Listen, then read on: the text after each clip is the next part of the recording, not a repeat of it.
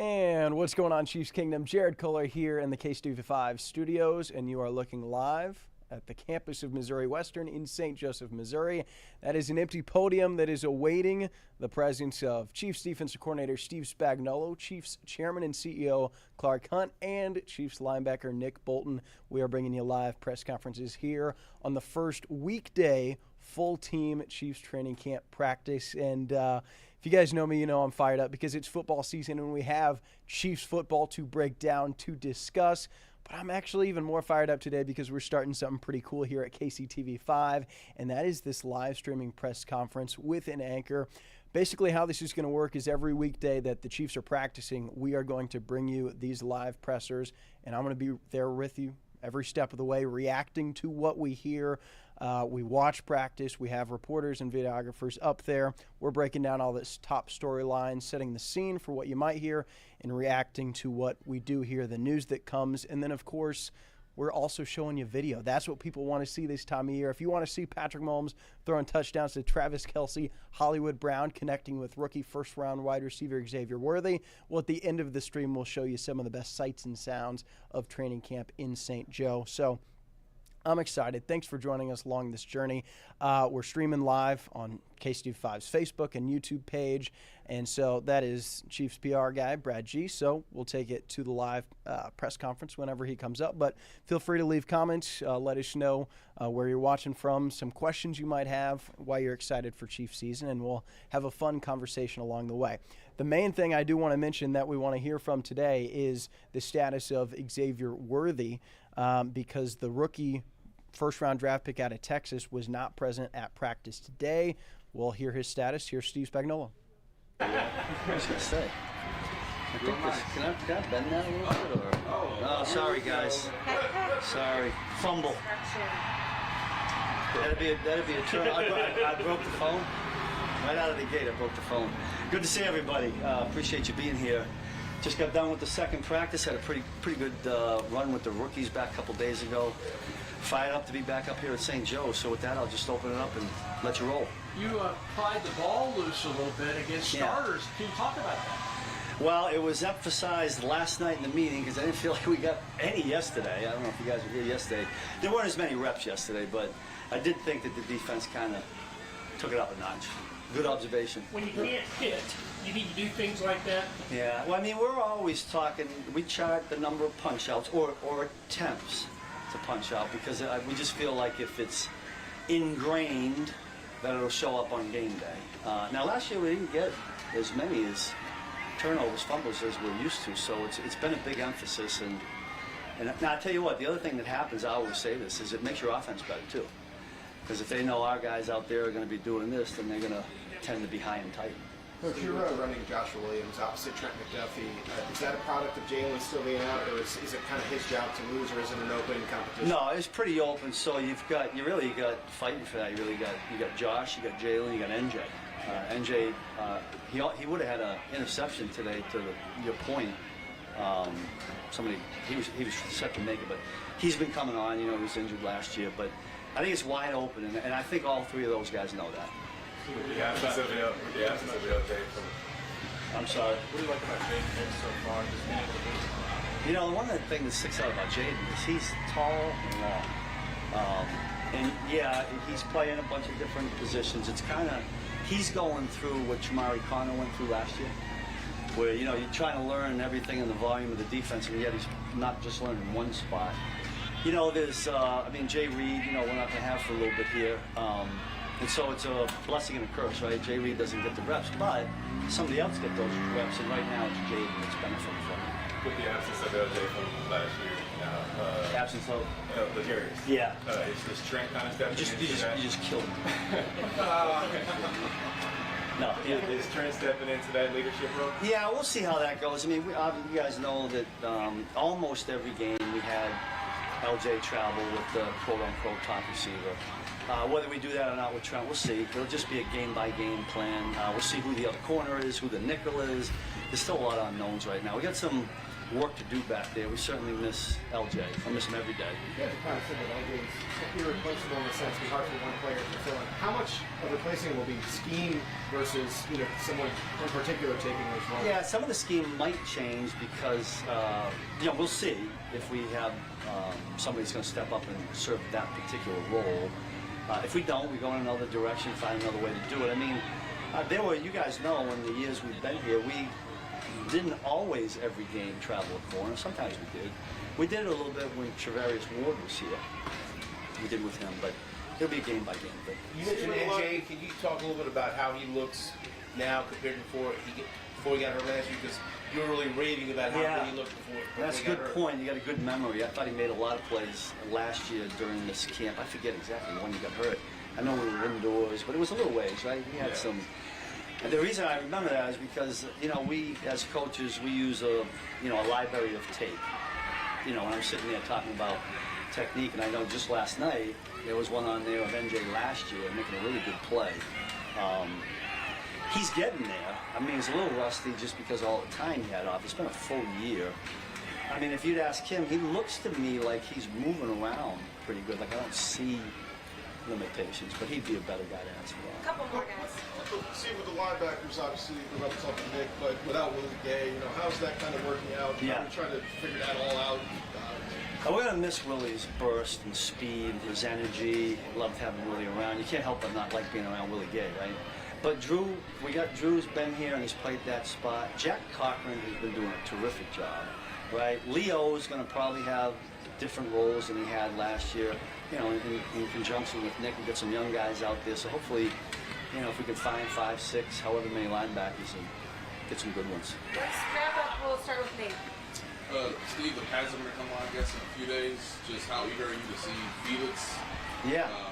And what do you want to maybe him to show, I guess, throughout the course of training? Yeah, I think you're dead on, Nate, that we need him to show in pads. I mean, it's a different ball game, especially for D linemen when you're in this kind of practice. But, we're going to be looking for some physicality, some growth in his pass rush ability. I mean, year 2, right? He made a great play in the Super Bowl, which I think was great for his confidence. And I think we just, if he keeps making plays like that, he's going to get more and more confident. I think it'll be good for this game. Steve. With Justin being injured, he's still out there. How much you relying on him to use his voice a little bit to the coach? Yeah, I mentioned that. I told him, we can use this as a positive and just have him dig deeper into the playbook. Like not just learn his position, learn the others. He does that anyway. I mean, you guys know JB's a pretty sharp dude.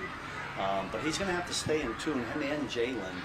If you notice, they can't be involved in anything, but I noticed it today when we're doing a walkthrough, they're back there and physically in their mind and moving around into it. That's really important.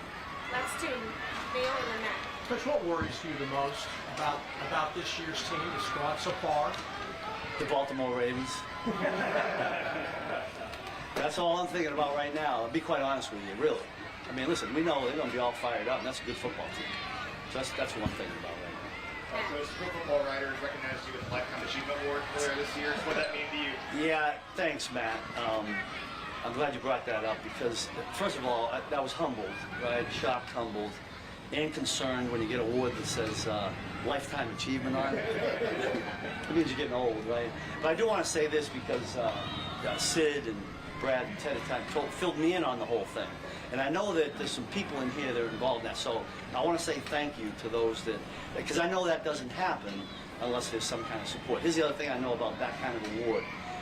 It's a team sport, and when you get an individual award, that means you were around really good people on good teams, good coaches, good players. So that's not lost on me. But thanks, Matt, because I did want to thank the people that helped out with that. Thank you, everybody. Great, thanks. Thank you.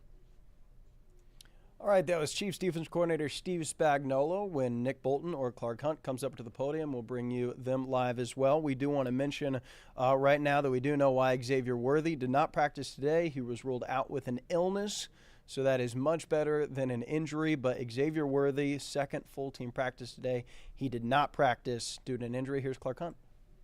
Good morning, everybody. It's great to be here at Missouri Western State University. Getting the 2024 campaign underway. I know we're already a couple practices in, and The guys are working hard. We appreciate our season ticket holders who are here today. I had a chance to be at our pancake breakfast with them this morning, and they're definitely enthusiastic and looking forward to a great year. I just want to say how thankful we are to everybody in St. Joe, particularly here at the university, for the job they do in taking care of us. We've been up here 14, 15 years now, and it's a tremendous experience, and I know that Andy appreciates the preparation that we get here. With that, I'll open it up. What was your message for the team? Well, there are certain elements that I repeat every year. I want them to understand the culture of the club, the mission statement. Obviously, our goal is to end up in New Orleans, getting to play for another Lombardi Trophy. But the challenge this year is going to be the distractions. There's going to be a lot of talk about us going back to back to back, and the challenge for the team really is to focus on the task at hand. Here at training camp, that's the next practice. As Coach Spags mentioned, here in a few weeks, that's going to be the Baltimore Ravens, and we really have to be in the present if we want to have a chance to achieve our long-term goals. Buckley, the recent passing of Abner Haynes, and it got me wondering about his jersey in number is retired. I think he's one of 10 or 11 who have retired numbers of jerseys. I wonder what the team's philosophy is on that. You've got a couple of Hall of Famers who don't have their jersey retired, so they might be coming up. But does the team have a philosophy on retiring numbers? Yeah, well, first of all, let me just say how sad that we were as an organization about the passing of Abner. He was a foundational piece of the franchise, going all the way back to 1960. Played a key part in those early Texans teams, including the one that won the AFC Championship. I always enjoyed getting to see Abner. He frequently came to our alumni weekends and was somebody who was very passionate about the organization, so he's definitely going to be missed. You're right, we do have 10 jerseys that have been retired. And with the exception of Derek Thomas, all of those players were players from the 60s who really helped lay the foundation for the success of the franchise. As we've gone along over the years, we've needed to be more judicious in retiring jerseys, just from a practical standpoint of having enough numbers available, particularly for training camp where you've got 90, 91 players. It certainly doesn't mean that we won't ever retire another jersey, but it's something we're going to really think about it and approach from a bigger perspective. Mark, we got the update from Mark a couple days ago just about the stadium and obviously the future. Just, I guess from your standpoint, how much have you considered the idea logically and logistically of having the franchise play in a different state, that state being Kansas? Yeah, well, at this point, that's premature. We do have 6.5 years left on our lease at Arrowhead, and GHA Field at Arrowhead is a special place, and it's special for our fans, and it's special for the players and coaches. But we do have to look to the future, and we do need a solution starting in 2031, which I know that Mark mentioned. We're glad to have some options. We really appreciate what the Kansas legislature did in passing the upgrade to the Star Bond bill that potentially would give us an opportunity to look at a stadium over there. And we're going to work very hard over the coming months and years to come up with a solution that makes sense for the organization, for the team, but also one that makes sense for the community. So we're approaching it very much with an open mind and look forward to talking to leaders on both sides of the state line. You've been very upfront about your love for Arrowhead, trying to keep it as long as possible. Do you feel like you and the organization need to do something else to ensure that you get that extra 25 years? If you do get another chance to present it to Jackson County, or get Jackson County to have maybe a more stronger argument for keeping the stadium? Do you feel like you or the organization need to do anything different? Well, part of our evaluation over the next several months and coming years will be looking at whether we're better off in a renovated building or in a new stadium. And that new stadium could be on the Missouri side as well. It doesn't have to be on the Kansas side. I had a bunch of season ticket holders come up to me today to share how special Arrowhead is with them, and we know that, but we do have to look to the future, and potentially having a new building, whether it's on the Missouri or Kansas side, may make the most sense. For a long time, you were consistent in saying that your preferred outcome was a renovated Arrowhead. Do you still feel that way? Is that your desired outcome? We're really approaching it with an open mind, and we don't have a desired outcome. We just have to find a solution that works for the community and something that works for the club. Whenever a vote fails, there's speculation, and there's been some national punditry about the interest that maybe the Chiefs would have outside of Kansas City. Can you see any scenario where you would consider an option outside Kansas City Metro? Yeah, well, we have a special connection with the community and with the Chiefs Kingdom, and our focus is very much on finding a solution here in the metropolitan area. But there was that 6-month, Mark Donovan had mentioned about kind of 6 months or something with the deadline. Are you kind of putting the deadline at 6 months too, or is it something where you're more open-minded with you know? Yeah, I think what Mark was trying to communicate is the urgency, and we definitely feel like this is an urgent issue that we've got to find a solution for in the near term. And I would agree with Mark that we would like to make some significant progress over the next 6 months.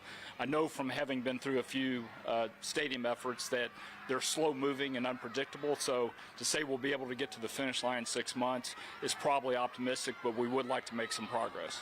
What's most important with the training facility? Just not the stadium, for you guys, finding a training facility or staying in the same place?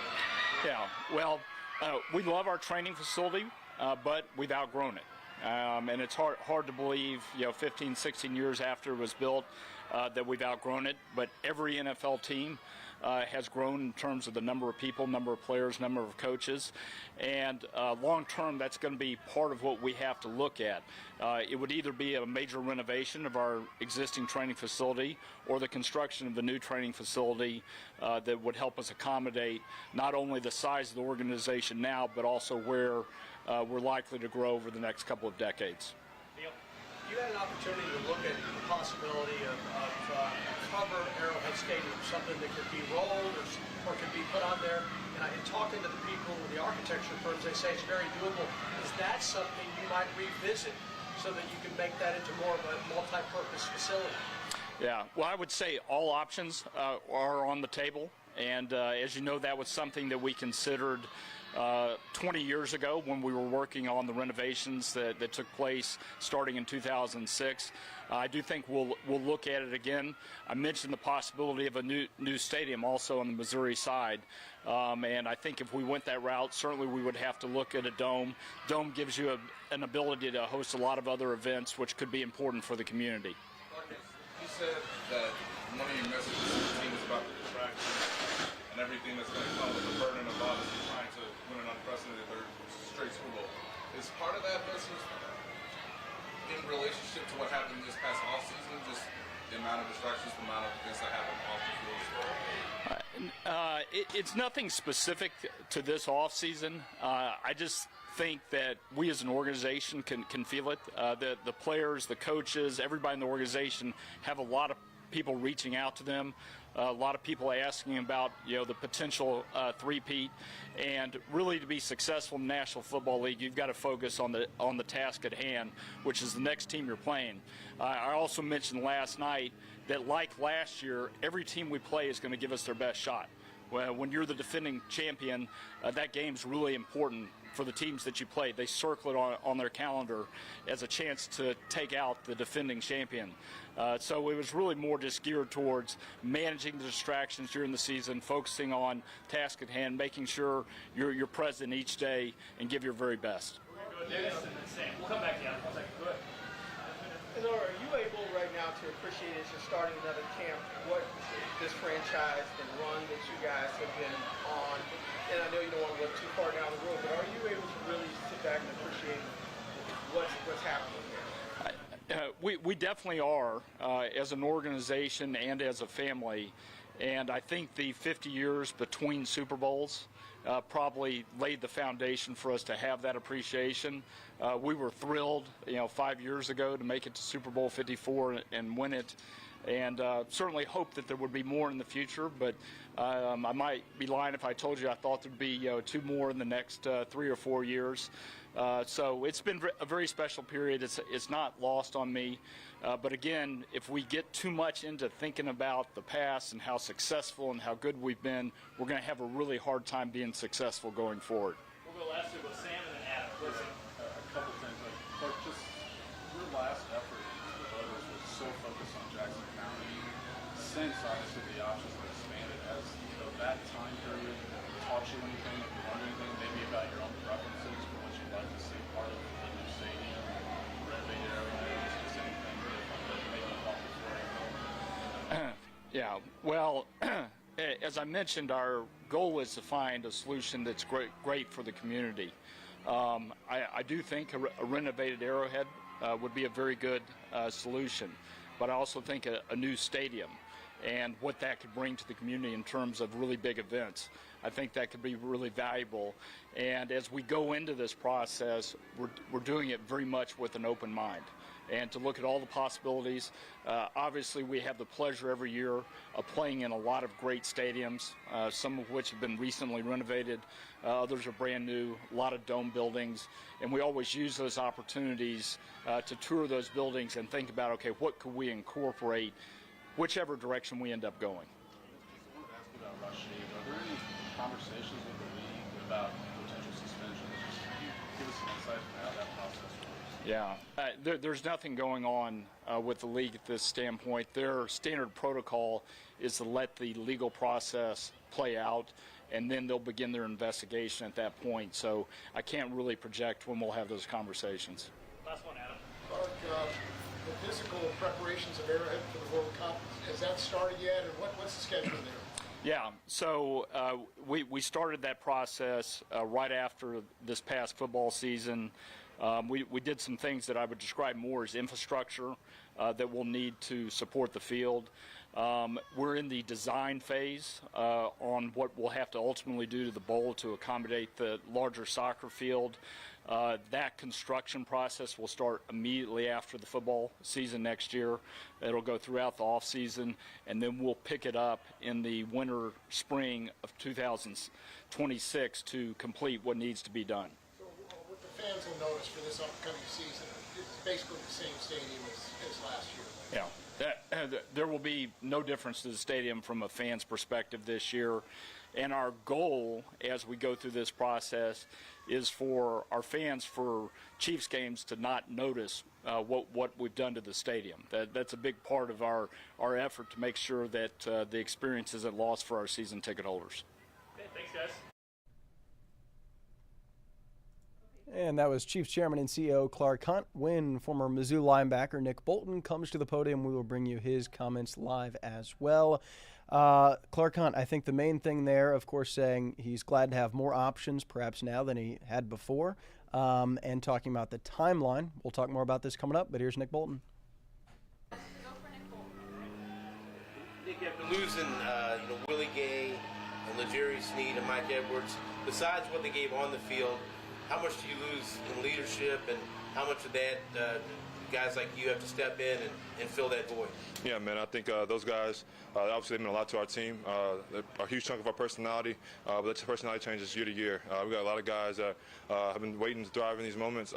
Brian Cook, Chamari's involved in his role. Jay Reed's coming back. We got Drew that came back from last year. Leo's kind of emerging as one of those guys, being a little bit more vocal as he gets more comfortable. So I think it takes a little bit of everybody to kind of build a personality of your team, and I kind of think that's what training camps for. You find out what your personality is, find out what your DNA is, and find out what you're made of. They didn't even talk as much as Willie? Nah, man. 5-0 was my guy to get us juiced up, man. We got Pacheco. You saw him today, man, getting the crowd riled up. I think he's going to take that spot. You're entering the final year of your deal. You've been an integral player for this team. Just where do you stand on when you want those talks to happen? Is it something you guys put aside, or do you think something could happen in the coming months? Man, I think it's just I'm taking it day by day. Honestly, just want to get through training camp, trying to put my best foot forward. I was banged up a lot last year. I don't think I put my best product out there.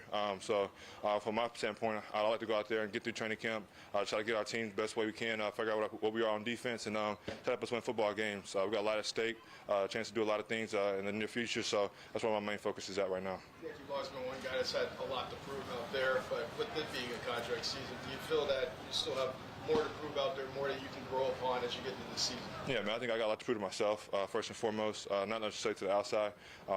I just feel like I can play a lot better football. I think last year was kind of the first year where I had to battle some adversity in terms of injuries in my career, period. And so I think it's like a lot of mental toughness with that, learning who I am as a person, learning who I can lean on outside of football. And yeah, I think it's kind of made me into a better person, a better leader, being able to learn and sit stuff from the outside and learn from Spags and see what the rhyme and reason why he calls different things, and it helps me play a little bit faster. So yeah, I think I'm excited for this year, man, to kind of get out there and show what I can do. Based on last year and reflecting on it, what was the most challenging? What was the most difficult part for you? Yeah, man, not being able to use my whole left side, man. My wrist was messed up, had a cast on it, had bursitis in my elbow, had something to do with I had bursitis in my elbow, left ankle, so I was kind of hobbling trying to get through a little Humpty Dumpty all the way to the Super Bowl. So I was trying to find a way to just play, get out there, and give my teammates a chance to win. So that's kind of what I was going through last year. You mentioned the injuries. I mean, what did you kind of have to do during the offseason to just kind of rebuild that strength and get back into it? I know you still have the wrap still. There's still things you have to do to protect that wrist. No, I'm kind of just my own mind. I want to go out there and compete in training camp. I want to get back to playing physical football. I wasn't able to do that last year. We got a lot of guys on our O-line, especially in the interior three, that are pretty nasty, including Trey Smith. But yeah, man, I want to be able to use my hands, man, and have fun. Go out there and just play football, man. I don't have to worry about small stuff, nicks and bruises and all throughout along the way. I just want to go out there and have fun and do what I do. Coach Max emphasized trying to deflect balls last night in your meetings. Yeah. Showed out today. Just how much of the emphasis is that just going for the season for everybody involved? Yeah, man, we just got to compete. I think the first day in, offense got after us a little bit. They're completing a lot of deep passes. Just watch the tape, kind of be real with ourselves based on what we were last year. That's when not what we were yesterday. And so getting back to what we like to do, get hands on footballs, pressure, winning one-on-ones, and just find a way to make plays on the ball. Forced turnovers, we were I think 27th last year, so we harped on that day one. We're trying to force more turnovers, get the ball back to Pat and them, and kind of see what they could do with it from there. Nick, I know you talked about mentally working on things in the offseason. Yeah. What was one of those things as far as technique-wise that you wanted to bring to this season? Yeah, man, I think that means a lot of things, honestly. For me, just block destruction was one of the things that I think I was good at my first 2 years. My third year, I wasn't very good at. I was letting people get into my framework, and me being a smaller guy, it makes it harder for me to get off blocks, harder for me to play in space. So yeah, that's one of the biggest things, and that's kind of the reason why I got my wrist taped up. Kind of want to get a little bit stronger in that department, getting more in shape, lose a couple pounds, and kind of see where it takes me from there. Last two, Dennis and then Sam. That's defense. How important is it, and how much pride do you guys take in kind of setting the tone out there?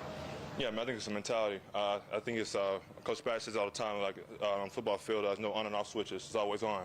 And so that's kind of who you are as a defense, what you are when you're tired, when you're fatigued, when you're going out there and competing whenever you don't really feel like it. That's kind of who you are as your DNA. And so we're trying to build that down off that foundation now, establish that core, and get 11 guys on the football field that want to go out there and fight for each other. And I think that's the mentality we got to have. We got to go out there, man, and try to eliminate points on the board anytime we can. When you say emphasize turnovers, what does that process look like? Yeah, man. I think last year for myself, I dropped like 2 or 3 interceptions myself.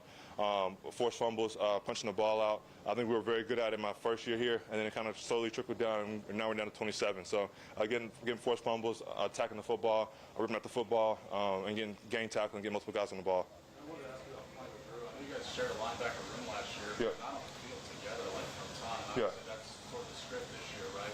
What's it like seeing him in year 2 when you think about just playing aside in the end? Yeah, man, I think we're both more comfortable playing by side for sure. There's some stuff he sees that can help me out, and I see stuff a little bit different than him, and kind of just bouncing knowledge. I think it's one of the biggest things you can do as a linebacker. We all deem each other to be pretty intelligent guys, but there's some stuff that he's seen and experienced that make more sense to do it that way, and there's some stuff that I see that I can do it a little bit better this way. So just bouncing knowledge is not really right or wrong. Just kind of figure out how you feel comfortable playing with each other, and just trying to go out there and have fun. I think he's a very humble guy, man, but that dude's smart. He's real intelligent. He's out there making calls and checks, and I'd be like, okay, yeah, we can do that. It makes sense. And so I think he's going to be a person that kind of helps me up in my game this year for sure. Awesome. Thanks, Yeah, Nick. thank you. All right, that was Chiefs linebacker Nick Bolton at Chiefs training camp in St. Joseph, Missouri this morning. Thanks for joining us live here. Jared Koller at KCTV5, and what we're going to do now is just talk some Chiefs training camp football about what we heard, what we've seen today at practice, and show you some video, starting with this play right here, in the sense that Xavier Worthy, all right, He's going to be the star of this play along with some guy named Patrick Mahomes, but we want to reiterate that Xavier Worthy did not practice today, but it wasn't due to that hamstring injury. It was just an illness. Obviously, you don't like him missing reps, but the good news is hopefully it's not serious, and we wish him the best moving forward. This was yesterday. This is why Xavier Worthy is a player to watch for the Chiefs, because of how he opens up the offense. All right, so this is from our friends at KC Sports Network. You see Patrick Mahomes speeding out, sprinting out to the side. This looks like rookie or Patrick Mahomes, and connecting with Xavier Worthy on the deep ball. And that is what he brings to the table, is something that really the Chiefs didn't have consistently last year. Marquez Valdes-Scantling was not the deep ball threat that they thought he would be, and this is the reason they drafted him. Let's see it again, because so far this is the play of training camp, because it's vintage Mahomes. I mean, how many quarterbacks do you see have the ability to sprint out to the side and then cross his body? You know, this isn't something they teach kids in high school. So if you're watching this at Blue Valley West, I would not recommend, all right? You see him connecting with Xavier Worthy down there, just letting it rip, falling away, and the ball tracking ability to haul it in. You see the reaction. Look at Creed Humphrey, Trey Smith, Juwan Taylor, all their hands up. This was easily the loudest roar of the day from fans yesterday. This is what Chiefs people – and check out Travis Kelce right here. You see 87? Yeah, there you go. He's dancing. He's feeling it. That got the people going. And that's what Xavier Worthy brings to the table. And that's why it's unfortunate that he wasn't at practice today, because he's a player that Chiefs fans will want to see when they make the drive to St. Joe every morning. But good first impressions. You see the quickness out of the steps right there, ability to haul in the ball. And he had a good rapport so far with Patrick Mahomes early on. You see this red zone rep in the end zone. And this was also a really strong play, showing the hands and separation ability, falling away from the ball with a really nice catch. And these are first-team reps, all right? A lot of times you see rookies get third-team reps or so, and you're not exactly sure what to expect. No, it's important to note that Xavier Worthy was getting first-team reps and big play opportunities like you just saw there. However, he is not practicing today. The other injuries of note that some you know, some you may not have heard: Derek Nottie out with a tricep injury, Charles Omenihu out with an ACL injury, still recovering from his end-of-season injury there. Joe Tooney, starting left guard, out with a pectoral injury. Jalen Watson, the cornerback. We'll talk a lot more about the defensive backs coming up here. He is out. B.J. Thompson still out. And the big news of the day is Justin Reed. He is still day-to-day with a quad injury. We'll hear from Steve Spagnolo a little bit more on that coming up. So, talking more generically about these injuries, with Justin Reed out, the Chiefs have signed former Mizzou safety Tyree Gillespie, but it also means more opportunities for other defensive backs to step up. And right now, that's Jaden Hicks getting the first-team reps. He is the rookie safety. Just draft pick, but Steve Spagnolo trusts him. He's a hard hitter. He's been getting the reps, but at the cornerback position, today's big playmakers were Trent McDuffie and Joshua Williams. All right, both of them had pass breakups and interceptions in 7-on-7 and 11-on-11 drills. With fun fact, Joshua Williams even laddering the ball to Chris Jones on the return. Don't know if how we feel about laterals after what we saw with Travis Kelce last year against the Bills, laddering to Kadarius Toney. That didn't work out so well, but I like the creativity right now in St. Joe. But it's interesting with the cornerback battle right now, because they are without some key players, right? Jalen Watson is someone out, and you see Brian Cook right here. He's recovering from injury, but he's back in the fold. He's going to be a key player back there, especially with Mike Edwards no longer returning.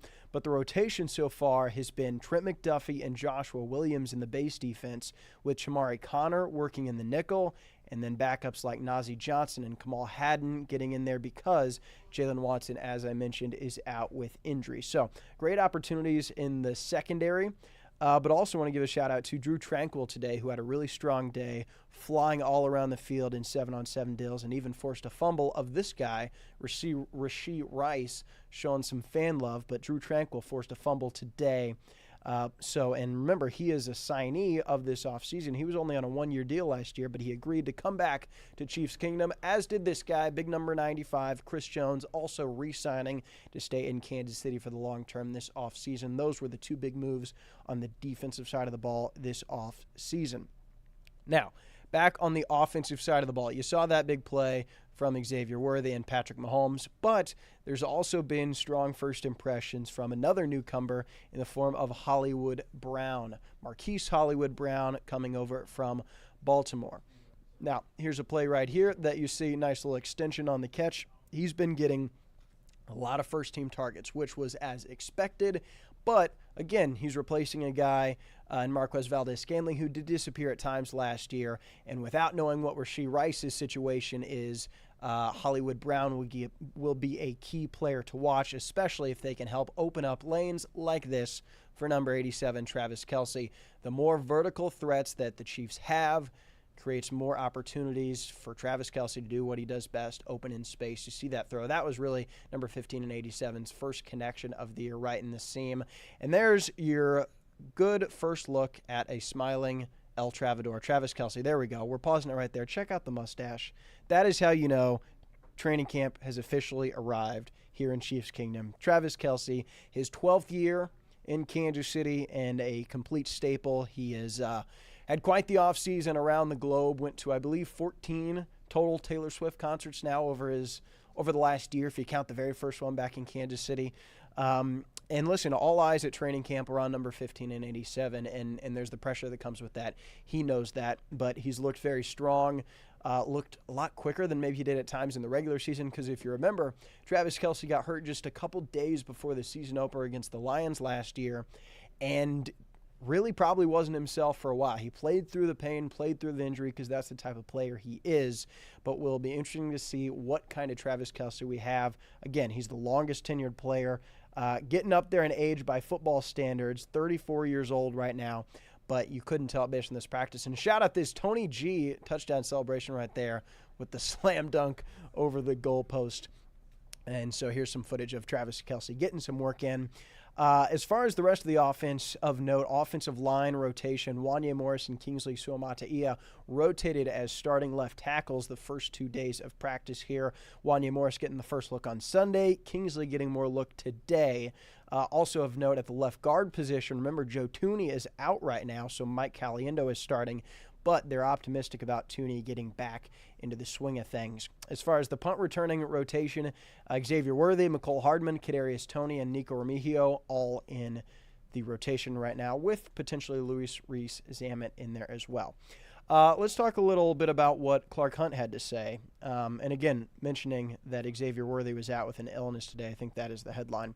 Clark Hunt talking about the stadium, saying he's glad to have some more options than maybe he had in the past, and that all options really are on the table, whether that's in Kansas or Missouri, whether that's renovating Arrowhead or having a dome in Missouri or Kansas. Really open to a lot of things.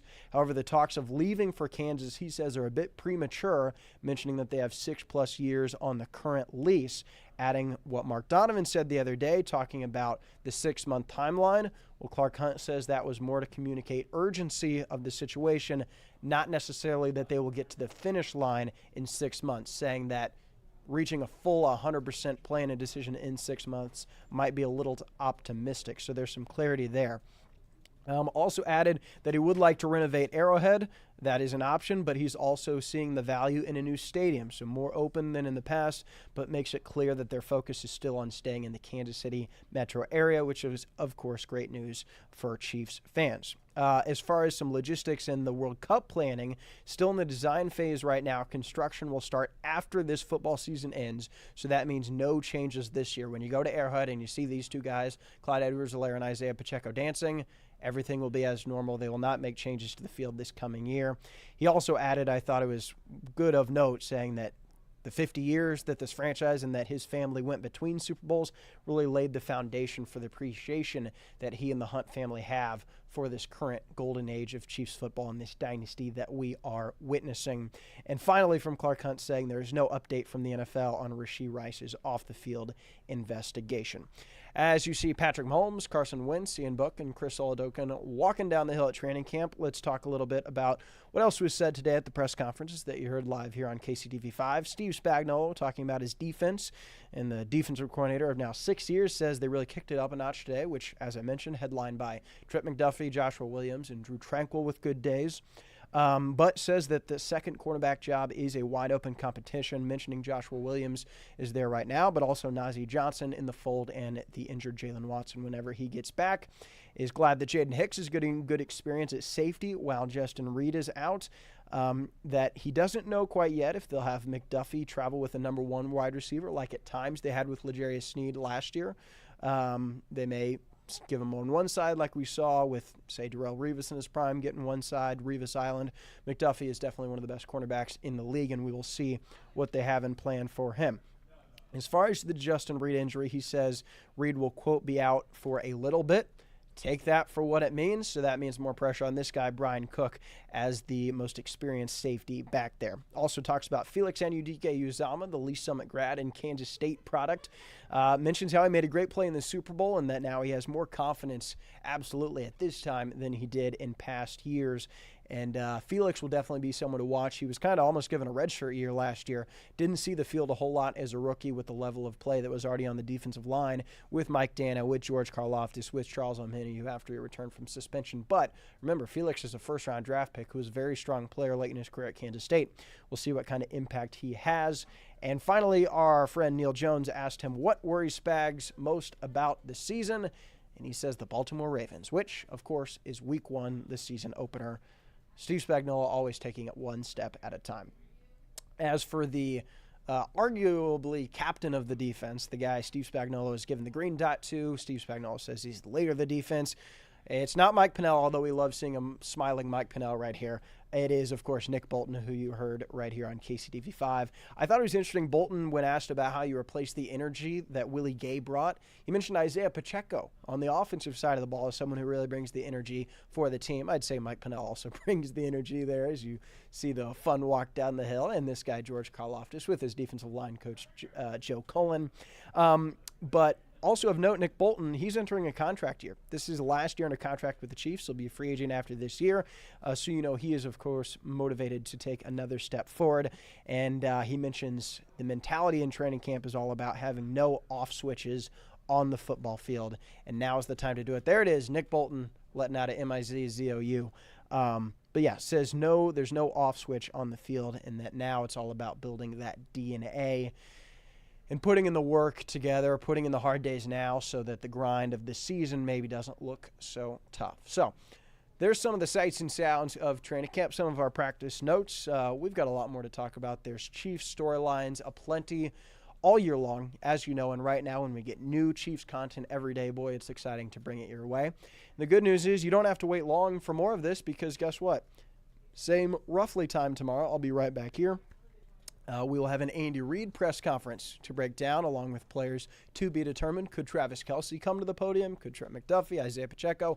Players are going to have to, you're going to have to find that out when it comes to the time tomorrow. But we know that Andy Reid will talk between the probably 11 to 12:30 range. And, of course, you can see when we're live here on Facebook and YouTube breaking down practice, the press conferences, the video, and we'll even have some analysis in here along the way. So, thank you so much for joining us here on this first edition of Training Camp Live from St. Joe. I'm Jared Koller. We appreciate you hanging out with us right now. Of course, we have our KC Sports Tonight stream at 5:30. We'll go more in depth on the Chiefs, also talk a little Royals baseball. And, of course, we will have reports from training camp with Neil Jones and Marlia in our early evening newscast at 3:34, 5, 6, and tonight at 10. And, of course, our full KC Sports Tonight show on the weekends at 10:30. Last night we had a nice little training camp special where we heard a lot from Patrick Mahomes, Luis Reese-Salmon, analysis with Neil and Marlia. So remember to always join us for in-depth Chiefs coverage Saturday, Sunday at 10:30. But for now, I'm Jared Koller, signing off.